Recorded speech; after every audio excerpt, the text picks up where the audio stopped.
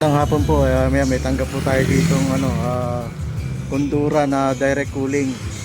5 cubic po yung laki niya, no. Ayan. Dati na po itong nagawa, no, halos 2 years po nung mapagawa ng ating customer, no. Dati na rin po natin siyang customer doon sa dating pinagtatrabahuhan niyang restaurant, no. Ayan, tayo ay minessage niya ulit, ano. Ayun nga na napagawa niya na nga ito 2 years, no. So ngayon bigla na lang daw tumawag sa atin yung customer, nawala na lang daw yung lamig. So ayan na po, nabaki na po natin, and then leak test na rin po natin, no. So ngayon ayan po ay na po natin, kakargahan na po natin. Pakita ko sa inyo, no. Naka-read din na rin yung clamp meter natin, yung ating yan, di naman nagbago, no. 30 halos pa rin, no? Negative 30. Ayan. So naka-ready na rin po yung tangke natin sa ating pangkarga, no? Leak test na rin po natin siya, no? Ito po yung itsura niya.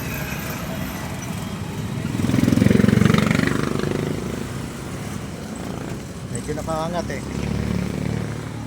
medyo nakaangat yung ating rep.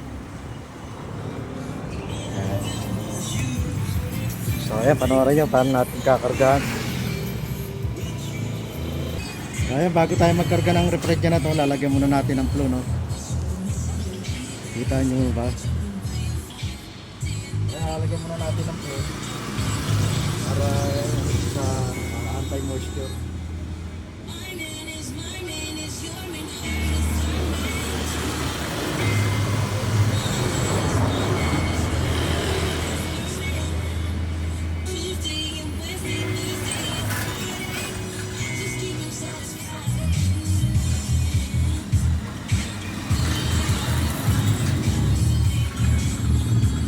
Sensya na, no, sariling sikap lang kasi tayo, no. Sensya na po kayo, no. So nalagyan na natin yung flow rito, no. Bubuksan na lang natin itong tangke para itulak yung yung flow. Buksan lang natin ng bahagya, no. So na, para tayo nagsasalitang. So nabuksan na natin yung tangke yung bahagya, no. Ipapasok na natin yung flow, no, sa system, no, para makargahan na natin. Kita nyo ba? Yan, papasok na natin, oh. Yan. Hindi, mag-ano na lang tayo ng 20 PSI.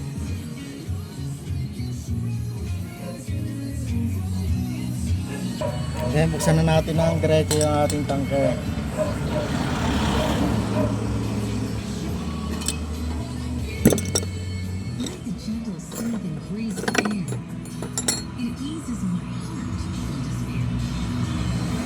Patching lang muna tayo ng mga ito.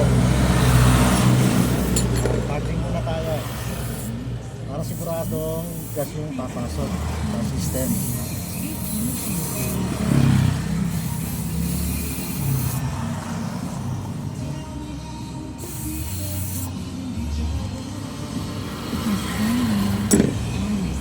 Ayan, karga na tayo. Magano lang muna tayo ng 20 PSI.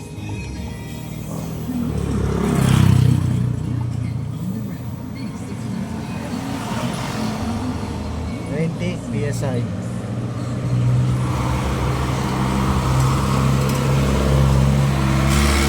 So naka-ready na yung ating clamp meter. Ayan, sasaksak na natin. So ayan, sasaksak na natin.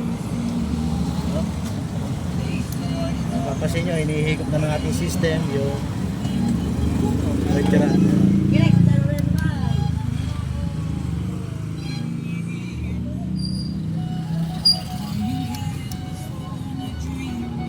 na tayo.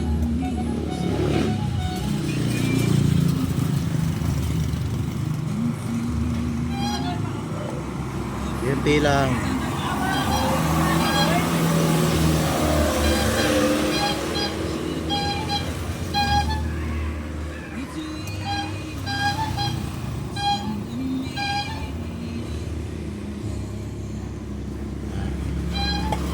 May nakukuha na tayong 0.2. So kulang pa.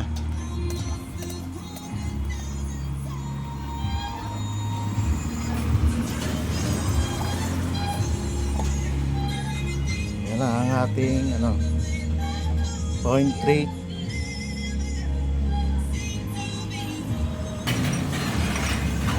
Tagal pa natin.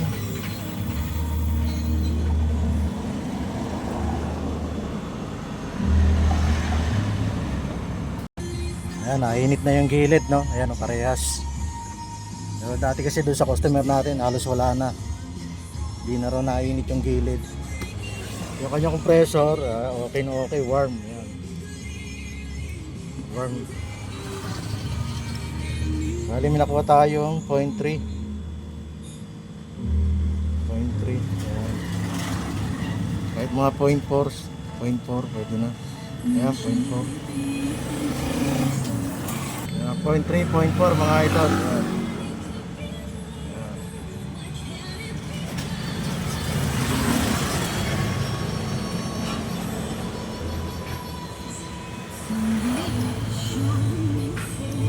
Ayos. Warm yung sa compressor niya, warm. Ayan. Tama lang yung init. Ganon din dito sa left and right niya, no? Na condenser. Ayan. Tingnan lang natin kung nalamig na yung kanyang evaporator. Ayan mga idol, bari inoobserbahan na lang po natin. Nakarga na po natin ng refrigerant. Kasalukuyan na pong nagyayelo na yung, ano, yung kanyang evaporator. Bali, obserbahan na lang po natin to hanggang bukas. Para malaman natin kung magyayelo. Ayan. Talagang ano ba ito, ngayon lang tayo ulit nakagawa. Pasensya na sa mga ano, no. Ngayon lang tayo ulit makakapag-upload ng video. Ngayon na po tayo ulit nakagawa eh. Bali na busy po kasi tayo sa ibang ano, no. Sa ibang ano natin. Kasi nga mahina. Medyo humina po tayo ngayon. Pero talagang ano, God will provide, ika nga. Sabi ni Pastor Louie, no. Shoutout po kay Pastor Louie. Maraming salamat po sa munting mensahe, no. Salamat sa ano. Kung naisasama niyo man po ako sa inyong panalangin, no. Maraming salamat po. Ayan. Hindi man tayo nakagawa ng ganung karami, no. At least may pumasok. Salamat pa rin, no. Malaking tulong. Ayan. Bali, may susunod tayong gagawin ito, yung ano, yung aircon, lilinisin na po natin ito.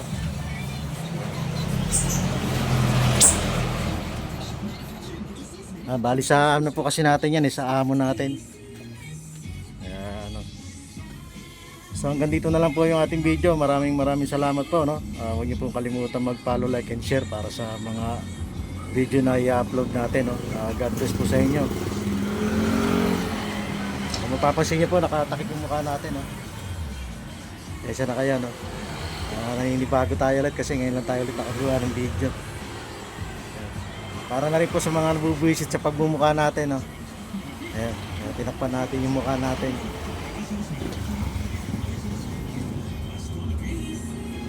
Matagtag ko lang po, silipin muna natin yung evaporator, no? Yung nagyayelo na. Lalamig na siya, oh. Obserbahan na lang natin to hanggang bukas. Naglagay na tayo ng tubig para mapayelo natin hanggang bukas. Pero okay na ito, okay na to. Ayan, oh.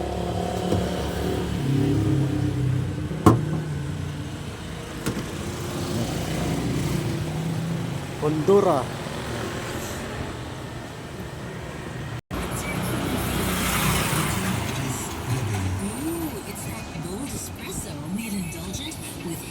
Okay, maraming salamat po ulit.